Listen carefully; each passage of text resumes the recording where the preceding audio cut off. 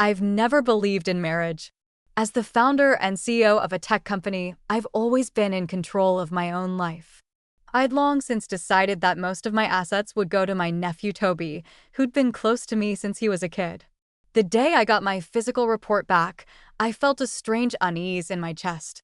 On the way home, I casually asked Toby, if your aunt really had cancer, what would you do? To my surprise, Toby didn't cry. He wasn't even shocked. Instead, he grinned like he'd just won the lottery. That's amazing. That means I get the money early, like a ton of it. I froze on the sidewalk. I could hear something in me crack, sharp and quiet like glass. It didn't take long for the rest of the family to hear about it. Vanessa, my sister-in-law, went ballistic.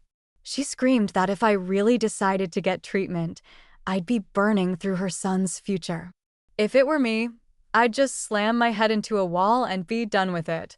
What's the point of fighting? She shrieked at me. My brother Eric just shrugged. Claire, don't drag this out. Cancer's cancer. You should accept it. And my mother, Donna, she called my boyfriend Nathan directly. All that money she has, it belongs to my son. You still have time to walk away.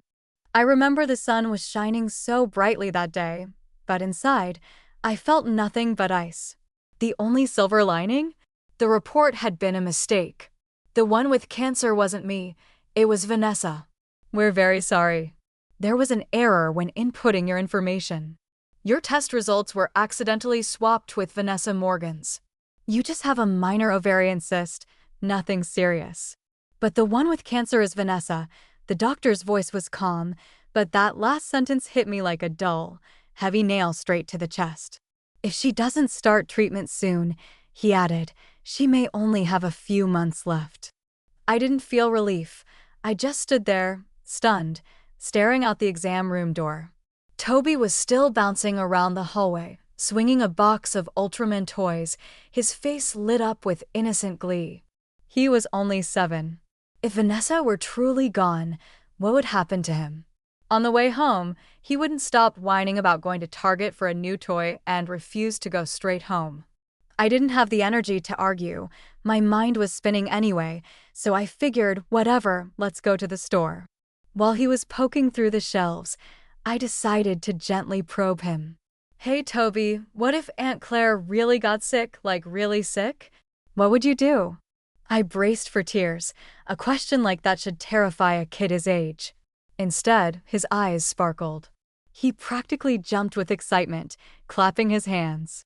That means I get to spend all your money. A sharp buzz rang in my head. My vision blurred for a second. Blood rushed to my face. I've always been firm in my choice not to marry. I built my first company in my early 30s and made my first million before I even had time to think about kids. Over the years, my name landed on every rising entrepreneur list in the country. My wealth multiplied year after year, no spouse, no children, very few people I'd ever let close, except Toby. I treated him like my own. Every holiday, I took him on trips, paid for private school. My lawyer even had it in writing. If anything happened to me, every cent of my estate would go to that boy. But I never told anyone that, not even Toby, especially not Eric or Vanessa. I knew the moment they found out, it'd be like handing them the key to a vault they'd been circling for years. I crouched down, holding back the rage in my chest, and looked Toby in the eye. Why would you say something like that? He blinked, totally unbothered, his voice sweet and flat. Because Mom said so. You're not married, you don't have kids, and you're always living in our house. That money's ours. If you die sooner, I'd get it sooner. 7 years old, and those words stabbed into me like an ice pick. It wasn't his fault. Vanessa had spoon-fed that poison to him so deeply it had seeped into his bones. I let out a slow, bitter laugh. Inside, had I not done enough for them? For 5 years, they'd been living in the big house I bought. They said it was temporary but never left. I even paid the utility bills. Eric refused to work. Vanessa wouldn't lift a finger. She stayed home playing cards and binging TV while I, the childless career woman, was the one changing Toby's diapers and packing his school lunches. I enrolled him in robotics programs, music classes. I paid for everything, even his baby formula. I did it all because I thought if I just gave enough, maybe they'd learn to appreciate it, to appreciate me. Even this time, when I thought I had cancer, I was ready to spend everything I had making sure Vanessa got the best doctors, the best treatments. Even if it couldn't save her, I wanted her to have more time for Toby. But now, I saw it for what it really was. I'd been funding a pack of ungrateful parasites. Toby tugged on my sleeve, pointing at a video game console priced over $1,000. He looked up at me with a smug grin. I want this one, Auntie. Buy it now or I'll scream and cry right here on the floor. If this had been before, maybe I would have laughed and pulled out my card. This time, I stared coldly into his eyes. You want something? Go cry to your mom, you little devil. My voice was low, each word clipped and sharp. For the first time, he froze. I turned, pushed the cart toward the exit, and didn't look back. He stayed behind, just standing there, staring at me in disbelief as I walked away. That day, I learned something I should have known a long time ago. You feed a wolf long enough, it doesn't become family. It gets bold enough to bite. When I got home, Toby was in full meltdown mode, screaming, throwing anything his little hands could grab. The living room echoed with the crash of broken toys and shattered tempers. I didn't say a word. I just grabbed my keys and left for the office. My head was already drowning in bigger problems. How was I going to tell them that Vanessa had cancer? I didn't plan to hide it, but I also knew once the truth came out, the entire tone of this family. I was going to shift like a storm wind before I could even figure out how to break the news. My phone rang. It was my mother. It's bad. Vanessa says she's getting a divorce.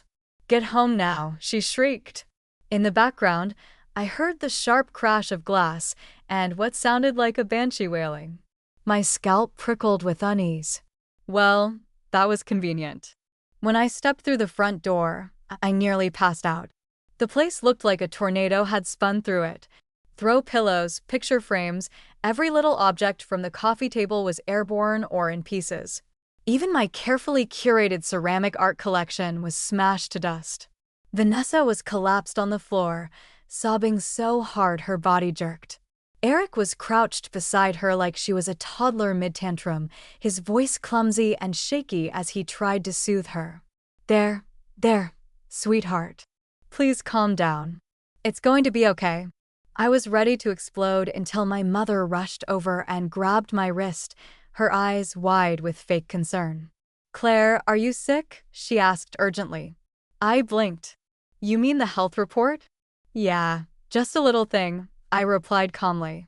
The moment the words left my mouth, the fake warmth drained from her face like someone flipped a switch.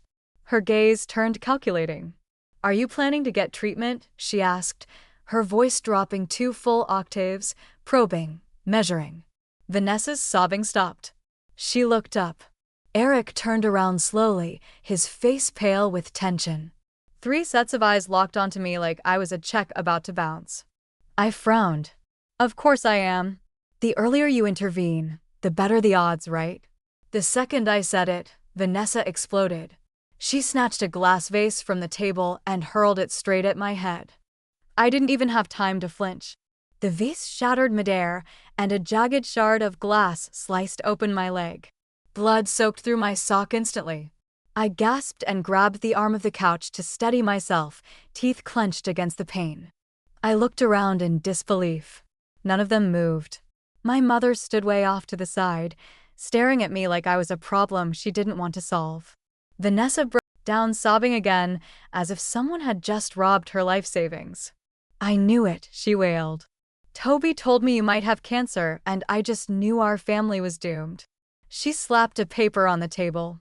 It was the medical report. Her hand trembled as she pointed at me. Claire, I'm not unreasonable, but cancer is a death sentence. If you go through treatment, you'll burn through all that money, my son's future. Her voice rose to a shrill, piercing screech.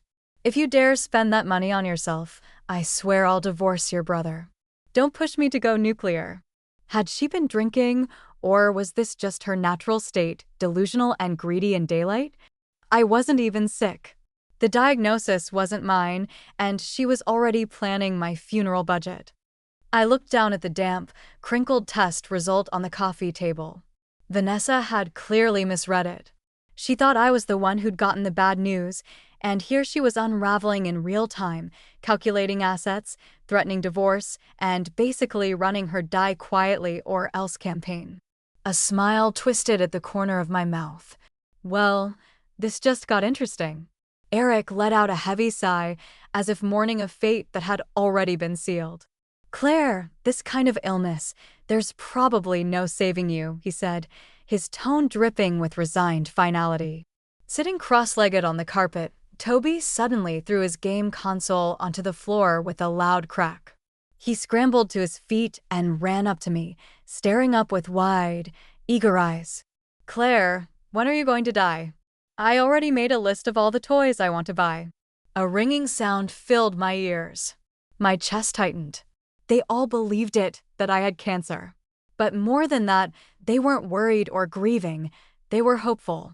Hopeful I'd give up soon so the resources could be reallocated. I clenched my fists to keep my anger in check and turned to Vanessa, my voice disturbingly calm. Vanessa, I've always believed I've done more than enough for this family. But let me ask you, if you were the one with cancer, would you seek treatment? She smoothed her hair, straightening up like she was about to deliver a TED Talk. If it were me? Absolutely not. No point wasting money if you've got cancer. The responsible thing is to check out early and not drag anyone down with you. People who keep fighting and burning through resources, they're just selfish.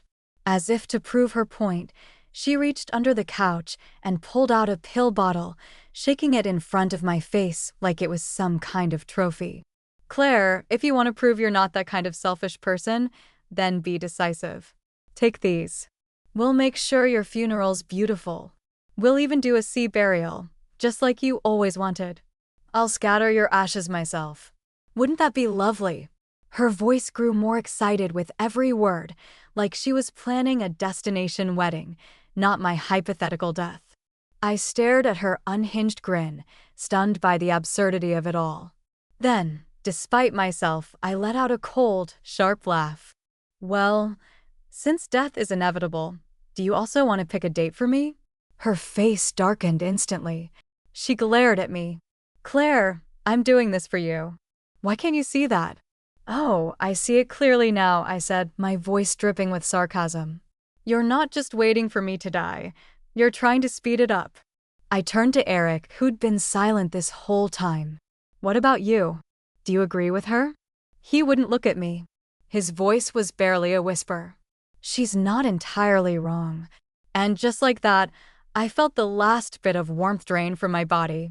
This was the brother I had raised, bailed out of debt, fed and clothed, along with his wife and kid. I turned toward my mother, clinging to one final thread of hope. Mom, what about you? She waved her hands quickly, her voice overly bright. Too quick, too light. Of course not, sweetheart. I'm your mother. Of course I want you to be okay. Then came the real reason, soft and sweet like a knife under silk. I'm old now. There's not much I can do for you. Your brother's still young. He has a future ahead of him. We can't expect him to sacrifice that, right? She said it like she was offering practical advice, like it was nothing more than household logistics, not a matter of life and death. That was when I understood. To her, I was just a resource, a savings account, a backup plan. She only saw me when there was something left to take. One mistake, one mix-up, that was all it took to expose them for who they really were. They were already prepared for my death. In fact, they seemed more eager for it than I was. From that moment on, I let go completely and permanently. There wasn't a shred of hope left for any of them. You don't have to worry, I said calmly, as if we were discussing the weather. I'm not going anywhere. I plan to live a long, beautiful life and spend every last cent on myself. Not a penny will be left behind. Vanessa let out a sharp laugh, her eyes glinting with a smug, mocking satisfaction. You think it's up to you, she sneered. What kind of cancer is it exactly? I glanced at her, too tired to argue. Cervical, I said flatly, letting her believe what she wanted.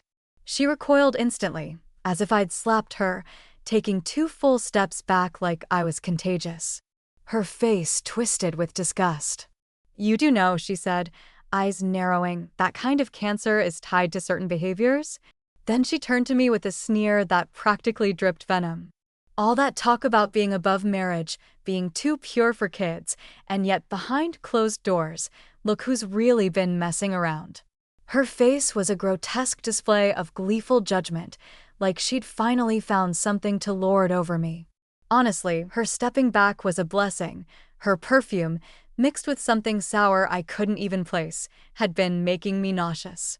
With her out of my space, the air actually felt breathable again. I wrinkled my nose slightly. He saw it and snapped, "What's that look?" She screamed, "Get out. You're not welcome here anymore." She snatched a bottle of rubbing alcohol, popped the cap, and sprayed it directly into my face. The sting hit instantly. My throat burned. I choked, eyes flooding with tears, coughing. I shoved her back and growled, "This is my house. The one who needs to leave is you." But she stood tall, arms crossed like a queen in her castle, her voice freezing cold. "You still don't get it, do you? This house, it's in your brother's name. We've been generous letting you stay here rent-free for this long, and now you're going to yell at me." I opened my mouth, but she cut me off, firing like a machine gun. "Don't give me that crap about paying for the house. In this family, men make the decisions. You never married, never had kids, and now you're dying. You're just a temporary guest in this home. So, why are you still here?" I said nothing, just stared at her, but in my mind, every word she spat was being burned into memory, word for word. I would return each one in full at the right time, in the right way. She kept pacing the room like a lioness, still hungry for blood. "No, even kicking you out isn't enough.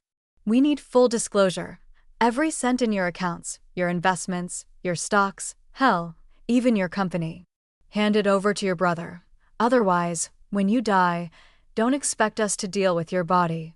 We're not in the business of burying burdens." I gave a slow, dry laugh, my tone thick with venom. "The garbage that comes out of your mouth could make motor oil blush." Eric slammed his hand on the table, clearly offended. "Claire, what the hell is wrong with you? Show some respect." "You think she's wrong about any of this?" Donna had stayed silent, turned away from it all like a ghost, but then she turned her head slowly, not to step in, not to defend me, just to sigh, soft and resigned. Her silence said it all. "I won't stop them, but I won't defend you either." And I saw the full picture clear as day. This wasn't a spontaneous meltdown. This was premeditated, a planned looting. Vultures circling a body they thought would be cold by now, but I was still standing, and this wasn't the time for a head-on fight, not yet. I'd lose that way, so I let my hands fall to my sides, softened my expression, and put on my best wounded look. "If I'm really such a burden to all of you," I said, pausing, then I looked at each of them one by one, eyes wide, voice soft, almost sweet, then maybe I do have a compromise. Vanessa and Eric exchanged a quick glance, like I'd just handed them a winning lottery ticket. Her eyes lit up, voice shooting up half a pitch in excitement. "What plan? Come on, tell us." I shrugged, taking my time. "I've decided to get married. Then I'll move out, split from this household completely. No strings, no debts. We'll be done with each other." Silence.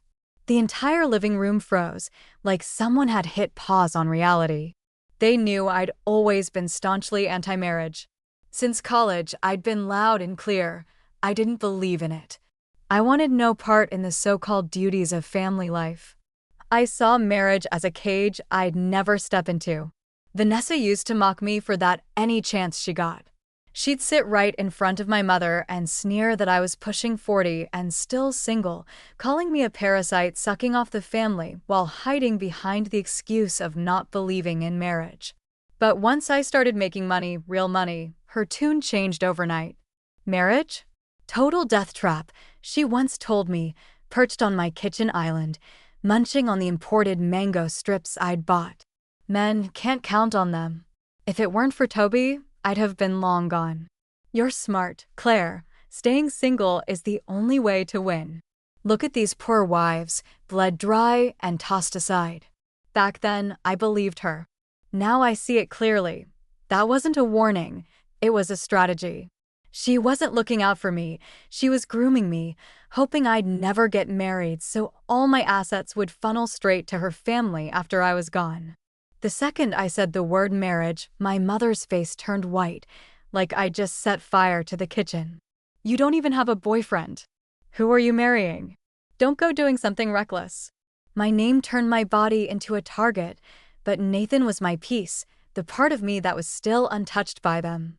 Not this time, not 1 inch. After working up the right amount of dramatic tension, my mom finally made the call. Her eyes shimmered with tears, and her voice trembled like she was fresh out of drama school. Is this Nathan? I'm Claire's mother, she said, her tone tender but tinged with a rehearsed sadness, as if she were weighing each word for maximum emotional damage. You're a good man, but I can't live with the guilt anymore. Claire, she's been hiding something from you. She has cancer. The doctors say she only has a few months left. I sat in my office watching the surveillance footage. Her performance was Oscar-worthy. She deserved a standing ovation and maybe a Golden Globe to go with it. That's my mother, the kind of woman who can say, "It's for your own good," while packing you off to hell with a blanket and a packed lunch. But apparently, her performance wasn't dramatic enough. Vanessa yanked the phone from her hands and leaned in, her voice grating like nails on a chalkboard. Nathan, it's cervical cancer. You know what that means, right? Don't get soft-hearted now and throw your life away with hers. My mom chimed right back in, cool as a weather anchor. If you end it now, we won't blame you. Claire lied first. She was reckless. We understand if you walk away. I clenched my jaw so tightly I thought a nerve would crack. I remembered how carefully I'd once told my mother I never wanted to marry, that I wanted to live my life on my terms, independent, dignified, free. She had looked at me with this warm, gentle smile and said, I understand, honey. I support you. Even if you stay single forever, I won't pressure you. I thought that was love. Now I realize it was just strategy, keeping me unmarried and unencumbered forever, the cash cow for her precious son's family. She couldn't just leave my love life alone. She had to smear it, twist it, turn my private world into something filthy and shameful. I could practically see the smugness on her face after she ended the call. This wedding's not happening, she declared. Vanessa laughed like she'd just hit the jackpot. That means the money's ours. Their laughter rang through the room, but then my phone buzzed. It was Nathan. His voice was quiet but steady. Claire, can we meet? I want to talk face to face. I stared at the screen, frozen for a beat. A chill crept down my spine. Of course, a guy from his background. How could he possibly stick around for a woman branded terminal and promiscuous in the same breath? If this was the moment he chose to walk away, I wouldn't stop him. We met at a coffee shop we used to frequent. Our usual table by the window was still there, the afternoon sun pouring across the surface, but it didn't feel warm, not today. I didn't order anything, just sat there silently rehearsing how to make a breakup sound graceful, easy. He walked in wearing his charcoal gray coat, the one I loved.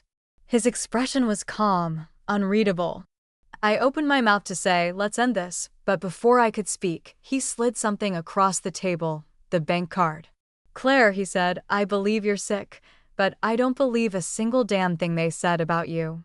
The only thing that hurts is that you didn't tell me yourself. His eyes locked with mine, steady and unflinching. There's $1 million in there. Take it. I've already contacted one of the top oncology specialists in Boston. I don't care what it takes. I'll bankrupt myself if I have to. We're getting you through this. I froze. Words failed me. I thought he'd crumble under the rumors. I thought he'd walk.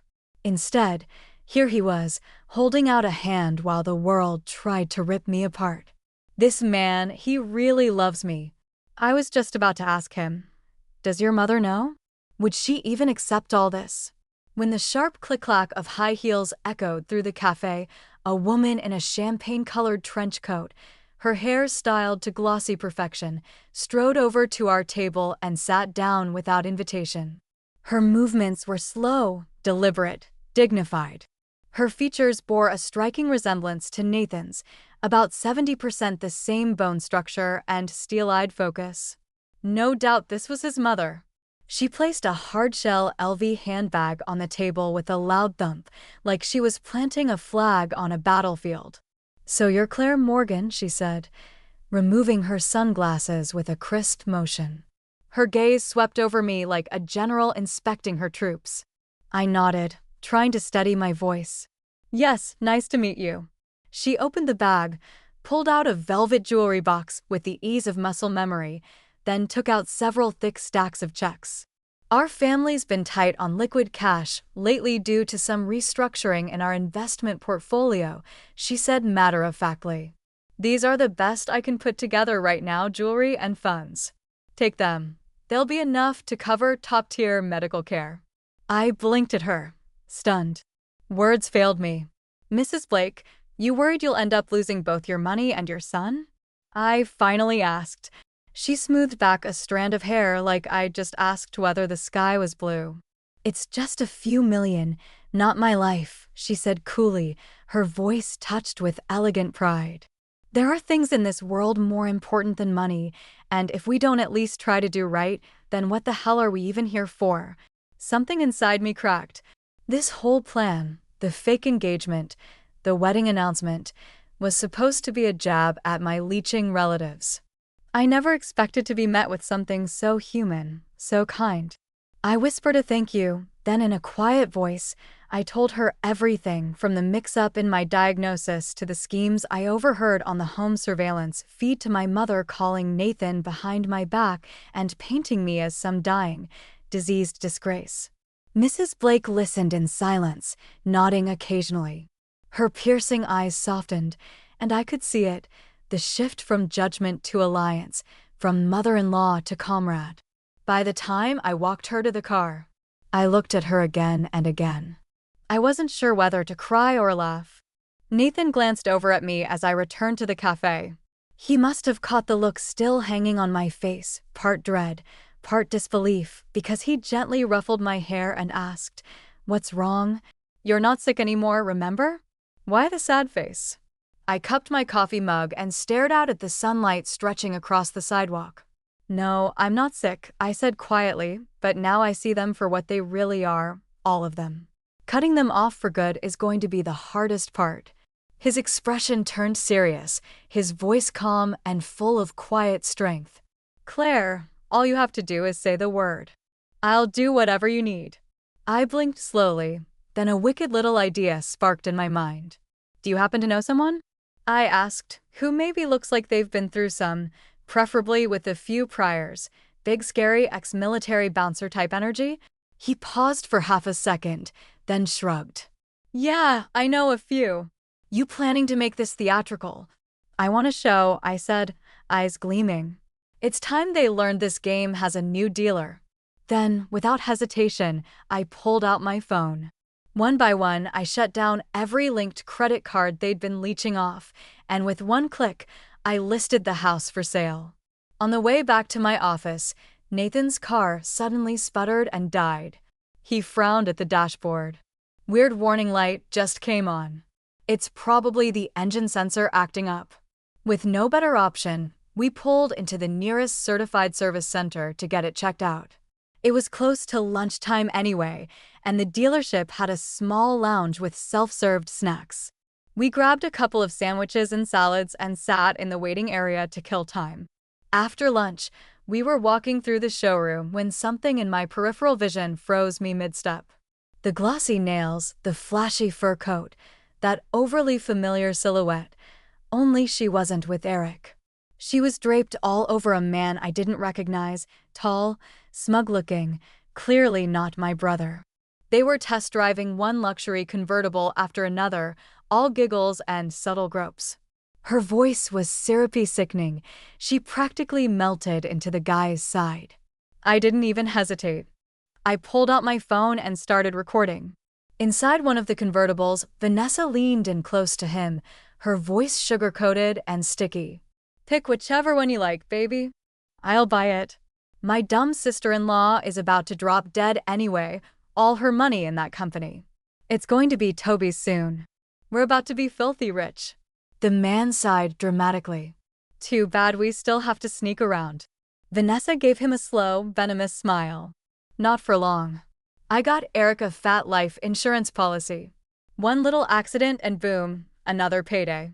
Honestly, he's more useful dead than alive." I had to clamp a hand over my mouth to keep from letting out an audible laugh. They kept flirting, playing up their disgusting charade until the man reached out and brushed her nose with a finger. "Toby's called Eric Dad his whole life. Don't you think it's time he met his real father?" "What?" My brain stopped. "Toby isn't Eric's biological son?" It felt like someone had thrown a brick at my skull. No, 3 or 4 of them. I ducked my head, pulled on my cap, adjusted my mask, and started tailing them quietly. They slipped past the showroom staff and wandered toward a back parking area where a few untagged test cars were parked. What happened next made my fingers instinctively tap the record button again. There, in the back seat of one of the cars, they went at it right out in the open, no shame, no hesitation. Vanessa giggled like a teenager, completely unbothered by the public setting, playing into the moment like it was foreplay for a soap opera scene. But then suddenly, she stopped. Her expression twisted. She clutched her abdomen and doubled over, her face going pale. "You okay?" the man asked, panic flashing across his face. Vanessa was panting, grimacing in pain. "This is your fault," she snapped, half hitting him. "You were too rough. I'm bleeding now." I stood in the shadows, watching with cold detachment. It wasn't him who was the cancer, late-stage cervical cancer, post-coital bleeding, classic symptom, a warning sign. "You tried to dump your sickness on me, Vanessa. You tried to use my death as your retirement plan. Now it's your own body that's turning against you." How poetic. I uploaded all the footage to the cloud immediately, clean angles, crisp audio, every disgusting line of dialogue. Then I categorized it, backed it up twice. The war hadn't even officially started, and I already had her jugular in hand. Let her keep scheming, keep clawing for whatever scraps of my estate she thinks she'll get, because when the time comes, I'll premiere the full family horror show starring her. Patience, Vanessa, your greatest performance.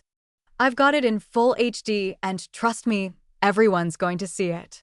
Not long after we left the dealership, my phone rang. The moment I picked up, she exploded. "What the hell is wrong with you?" she screamed, voice sharp enough to crack glass. "Did your brain melt? You canceled my card. Do you have any idea how humiliating it was when it got declined at the mall?" I stared at the volume bar spiking on my screen and replied in a voice as soft as honey, "Vanessa, don't be mad. Let me finish some things at work, then I'll come home and apologize in person, okay?" My sudden humility caught her off guard. She must have thought life had finally beaten me into submission. She snorted smugly. "That's more like it. But listen, you owe me 50,000, no, 500,000. I needed to recover from the emotional damage you caused today. 500 grand, right about the same as the down payment on that luxury SUV she's been eyeing for months. Provenance, I'm definitely still the same idiot who once set your secondary credit card's autopay to unlimited." I didn't respond, just smiled, ended the call, and flipped open my calendar. I found the perfect date, something nice and poetic for an exposure event. On that day, Nathan and I would return home arm in arm. Before we left the house, I gave him a quick briefing. "Hey, listen, you need to act like a total jerk, like rich, rude, arrogant. Go full villain." Nathan looked horrified. "I don't have that setting. I'm literally the most polite guy in my department." I nudged him toward the door. "Just rein it in a little. Don't go too far or you'll give my mom a stroke." We walked in like a glowing couple straight from a rom-com, me beaming, him pretending to be mildly disinterested in the whole affair. "Mom," I said sweetly, "I'm getting married. His name's Nathan. He's very rich." My mother's face went from pink to pale to a purplish rage in 5 seconds flat. I kept piling it on. I know he's got a sharp tongue, but he's practical, and I'm lucky to be marrying into such a wealthy family. Nathan nodded on cue, his voice flat and cold. "We're not doing a wedding. Waste of time." But I told her straight up, any premarital assets and savings that come with her? Clean break. My mom slapped her thigh, repeating, "How did I raise such an idiot?" Like it was a chant to ward off evil. Vanessa sat in the corner, lips curled into a smug smile, clearly waiting to pounce. And right on cue, she did. With a dramatic snap, she slapped a thick stack of papers onto the table. "You can marry him, but only if you sign this. It doesn't matter where you go or who you're with. Your money belongs to Toby, every last cent, and your estate, it's his. No exceptions." So that's what all that fake kindness had been leading up to. She hadn't cooled down. She'd just been loading the chamber. I turned to glance at Nathan, half worried he'd break character, but my sweet, composed, perpetually polite Nathan reached into his bag, pulled out a heavy, stylized prop dagger from some old theater gig, and slammed it onto the coffee table. The room went dead silent. His expression twisted in a way I'd never seen before. He bellowed, "Are you out of your goddamn minds? I'm already doing charity work by marrying a cancer patient, and now you want her money too? Oh no, her money's coming with her, and if any of you try to touch it, I'll cut off your damn hands." For a second, I believed his family actually was mob-connected. Vanessa turned ghost white. My mother gasped and nearly dropped her teacup. Even Toby just stood there frozen, eyes darting between us like he wasn't sure whether to yell, "Auntie," or call 911. Vanessa froze for the first time. Her rage gave way to hesitation. Her eyes darted from the hefty metal knife glinting on the coffee table to Nathan's cold, "Don't test me" glare. She wisely backed off from the direct confrontation. Instead, she shifted tactics and turned on the waterworks, screaming at me like she was auditioning for a soap opera. "Claire, you ungrateful snake. You promised you'd leave everything to Toby. What, now that you've got cancer, you're going back on your word? You were just using him for end-of-life care. You should be struck by lightning." Her logic was so warped it deserved a documentary. It was like watching a clogged sewer line argue about morals. I rolled my eyes. I didn't even bother countering her nonsense. "I've got more than enough money to pay for an entire private medical team when the time comes," I said flatly.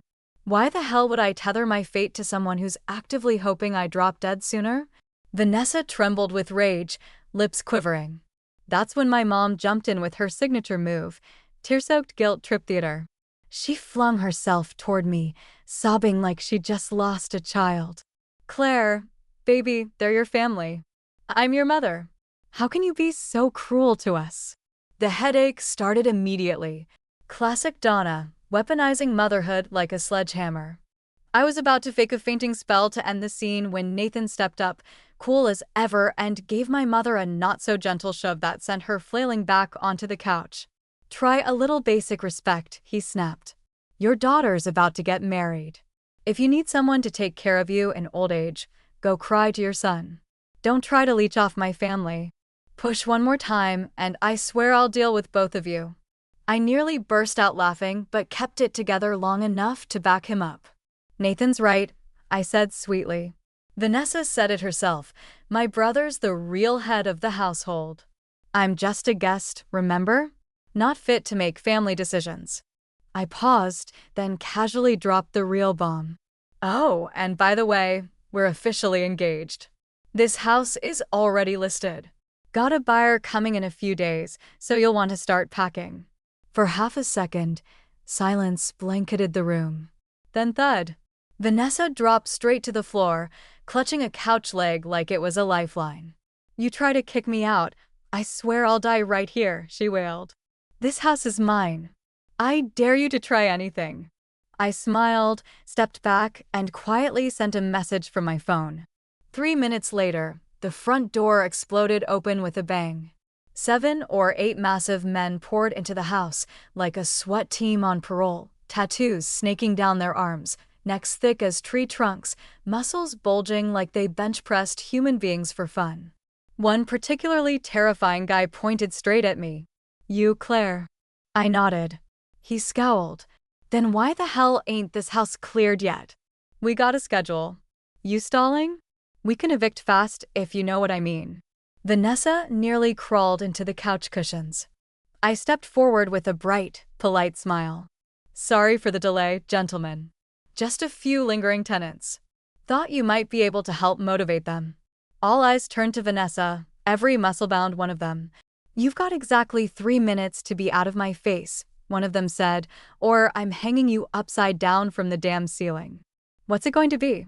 Vanessa shrieked and scrambled backward, screeching, "Stay away." I called the cops. I swear I called them. And then, perfect timing, the front door creaked open again. Eric walked in with Toby, just in time to see his wife clinging to a sofa leg, the room full of angry men, Nathan lighting a cigarette, and me sitting on the couch like I was watching a live taping of a Netflix crime docuseries. "Vanessa," he shouted, rushing in.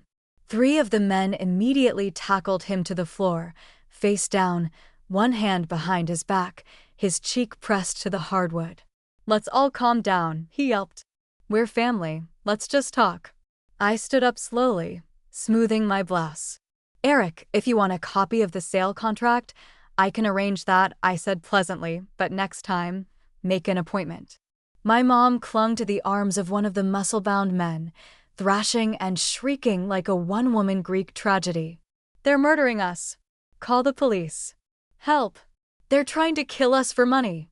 She didn't even finish her sentence before sirens wailed just outside. The front door swung open and 2 uniformed officers stepped in. Nathan, calm as ever, raised a hand and gestured toward the scene. "Right on time, officers. We called you in advance. This property has been illegally occupied, and these folks are interfering with a scheduled home inspection." The cops scanned the room, Vanessa still on the floor, screaming, Eric wide-eyed and dumbfounded, and the whole testosterone-heavy squad hovering like furniture movers on a mission. One officer's brow furrowed so hard it looked like it might snap off his face. Just then, of course, Toby stormed into frame, brandishing his Ultraman toy like it was a weapon.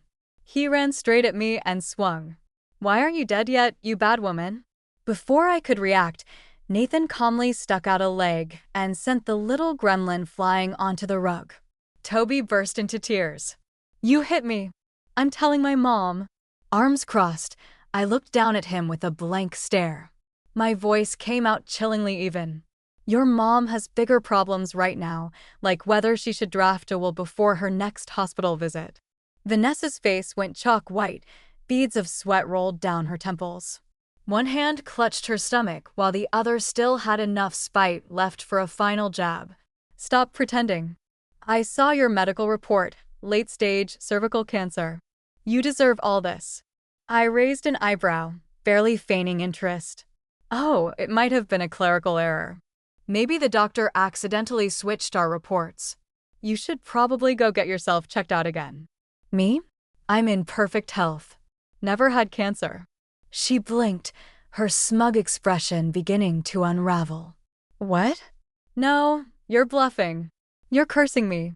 If I find out you're lying." "Go ahead and find out," I said with a sweet, crisp smile. "You already took a picture of the report number, didn't you?" Her hands trembled as she swiped at her phone. The room fell silent, air thick like static. 1 minute passed, then suddenly her face collapsed. Her phone slipped from her fingers and hit the floor with a loud clack. Her knees buckled, and she slumped to the ground, her entire body heaving with panic. "Tony," she screamed, crawling toward my brother. "Tony, take me to the hospital. I don't want to die. I want to be admitted. Please. I don't want to die." She wailed like her soul had cracked open. Gone was the arrogant witch who tried to steal my life. What lay on the floor was a woman writhing in fear, stripped of dignity, begging for a lifeline. I couldn't help myself. I chuckled. Vanessa, I miss that tough girl who used to say people with a conscience wouldn't waste money on cancer treatment. What happened to her? Her lips were pale. She was in too much pain to answer. Eventually, with help from the police, the whole circus, Vanessa, my brother, my mother, Toby, and all their emotional baggage, was escorted out of my home. But the door shut behind them and I let out a long, slow breath. Of course, the house hadn't really been sold. Nathan and I had planned the whole thing, the listing, the inspection, the fake eviction. Every detail was staged to smoke out the parasites. Once they were gone, I quietly pulled the listing. The deed still sat right under my name, untouched. Since that day, business exploded. My client list doubled, my inbox stayed full. That feeling, clean air, clean house, clean conscience, was like having a new layer of skin, one that finally breathed. But of course, Eric and Vanessa didn't go quietly. They took to Facebook, started spinning stories in family group chats, posting half-literate rants about how I faked cancer for sympathy and threw out my own blood relatives in the rain. Every morning became a highlight reel of human shamelessness. They reinvented the art of slander like it was their new side hustle. But what they didn't know, I'd already screenshotted everything. My lawyer's on standby, so if anyone in the peanut gallery wants to play savior and come barking up my inbox, I'll happily serve them a cease and desist, maybe even a lawsuit for dessert. Just when I thought the chaos had finally settled, Eric showed up outside my office on his knees, and he wasn't alone. Vanessa was right there beside him, crouched on the sidewalk like a failed extra in a street drama, while Eric held up a poster board that read, "Eric Morgan kneels for his sister Claire Morgan." Just one chance to speak. People were stopping, filming, whispering. The whole stunt was clearly engineered to force my hand, to publicly shame me into showing up. Funny how things change. When they thought I had cancer, Eric's first reaction was, "Don't waste money. Accept your fate."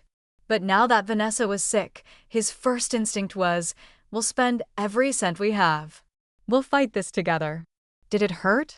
Sure, for a second. But I had my armor on now. Still, I had security bring them up. The moment they walked into my office, their expressions lit up like Christmas morning. "I knew you wouldn't abandon family," Vanessa gushed, clutching Eric's arm. "Claire, you've always had such a kind heart." "Oh, I'm here to help," I said sweetly. Then, in complete silence, I reached into my desk drawer and set the little velvet bottle onto the table, the one she gave me, filled with God knows what, back when they thought I was dying. "I've been thinking a lot about what Vanessa said at the time," I mused. "She had a point, didn't she? A quick swallow, no more suffering. Skip the bills, skip the hospital, just toss the ashes in the gutter and move on." So poetic, Eric forced a laugh, visibly squirming. "Claire, come on, no need to dwell on the past. Look, can't we just come together as a family? If you could just give us $1 million, just $1 million to help with Vanessa's treatment." I cut him off, my voice ice cold. "I don't have the money." Vanessa finally found her voice. "Didn't you just sell your house for $3 million? We're not asking for all of it, just give us the full amount, and we promise we'll never bother you again." I stared at them both, genuinely in awe of how far self-delusion could go. "Do you two even hear yourselves?" I said, my voice low but slicing through the room like glass. "When you thought I was dying, you told me to skip treatment and stop wasting money. When I survived, you called me for how I earned a living. But now that you need something, you're suddenly full of tears and speeches." Vanessa's eyes filled with tears. "We're just trying to stay alive." I glanced at the bottle on the desk, and when I was trying to stay alive, you handed me this and told me it was the responsible thing to do. Maybe now it's your turn to be responsible. Eric's face fell. "Claire, how did you become this cold?" I turned away, gently pulling open the blinds. Outside, sunlight danced across the glass buildings and the city moved on like none of this was happening. "Cold," I repeated softly. "When you two were ready to bury me alive, Did you stop to think I was your sister? Then I turned back, calm again. Here's what I'll do. I'm donating a sum to a cancer foundation, but it's not for you. It's for real patients, ones who didn't spend their lives leeching off others and plotting their deaths. You two don't deserve a penny. Vanessa bolted upright, her voice shaking. You're really going to watch me die? I leaned back into my chair, hands clasped. No, I'm going to remember how you watched me almost die and did nothing. She opened her mouth, but no words came. Eric spoke in a whisper. What do we do now? I waved a hand dismissively. Ask your son. You put all your faith in him. Let him carry your legacy. At that moment, Nathan walked in, calm as ever, a folder in hand. He placed it on my desk with a satisfying thud. Restraining orders have been filed, he said, his voice flat. If the judge signs off, next time you show up here, either of you, you'll be in violation. That's jail time. Eric went gray. Vanessa's composure finally cracked. You cold-blooded monsters. She screamed. You'll get what's coming. You'll pay for this. Nathan just gave a low chuckle. If karma existed, you'd be 6 feet under by now. I stood and smiled, soft and clear. We're done here. See yourselves out. Security escorted them to the door. Vanessa turned, screaming one last time. We're your family. I smiled. Not anymore. I had the paperwork notarized weeks ago. We're legally strangers now. The door slammed behind them, and with that, silence, the kind that doesn't need explaining, the kind that tastes like closure, the kind that feels like peace. And I finally laid the old me to rest right there on the other side of that door. After everything, the chaos, the betrayal, the staged redemption arcs, I decided to give them a final act, not of forgiveness, but of reckoning. A curtain call so they'd have no more illusions about who I was or what I owed them. I reached out to Eric, said I was willing to meet. We sat at the coffee shop across from my building. He looked worn down, like a man who'd lost everything but still clung to hope, like a gambler waiting on one last miracle. Claire, he croaked. Vanessa is still in the hospital. The doctors say it's not looking good. I nodded. I heard. He gave me a brittle smile, waiting for the next line in the script he thought I'd deliver, the one where I'd soften, where I'd offer money, comfort, grace. Instead, I pulled out an envelope and slid it across the table. Here's a copy of my updated will. He blinked, opened it, scanned the first few lines, and his face turned sheet white. You're donating everything? His voice shook. I smiled. Every cent. I've already arranged for the people who actually stood by me to be taken care of. The rest is going to women who deserve a second chance, who were never given one by the people who were supposed to love them. You're insane, he muttered. You're my sister. I tilted my head.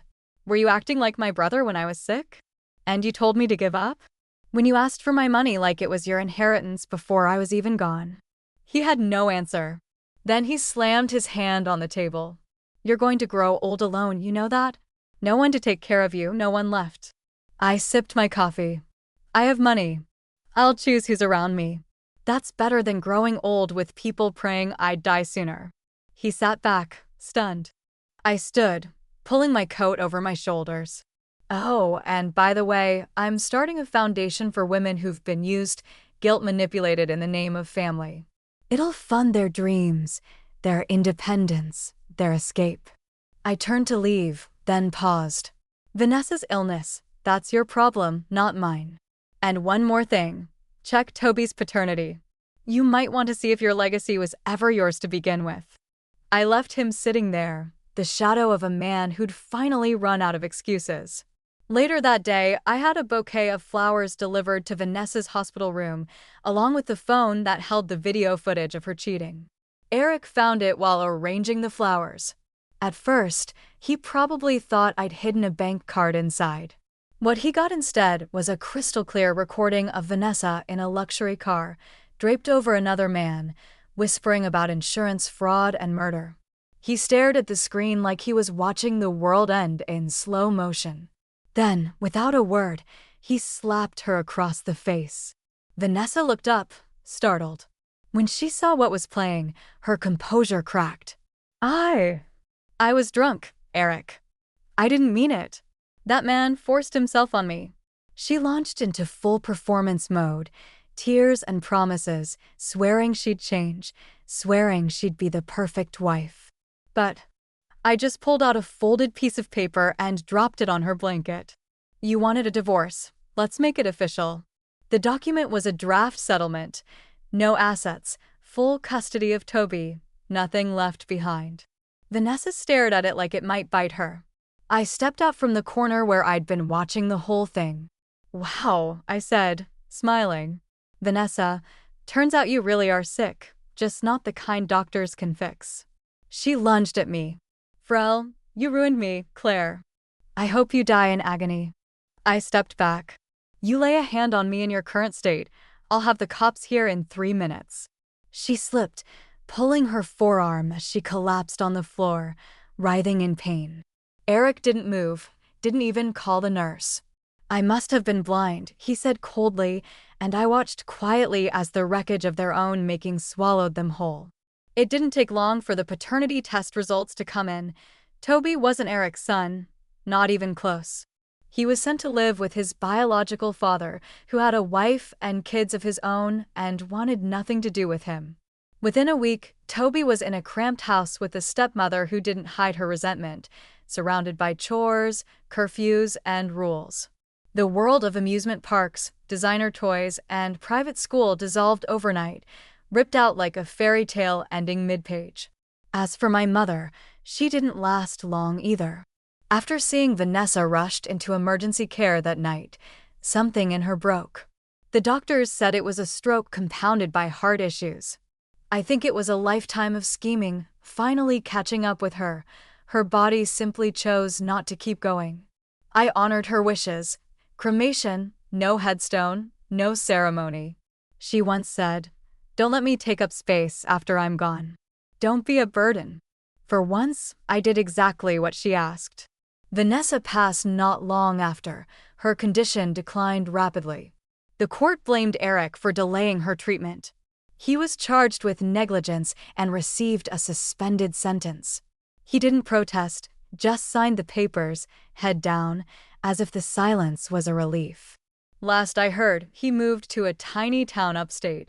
No one visits, no one talks about him. He just disappeared.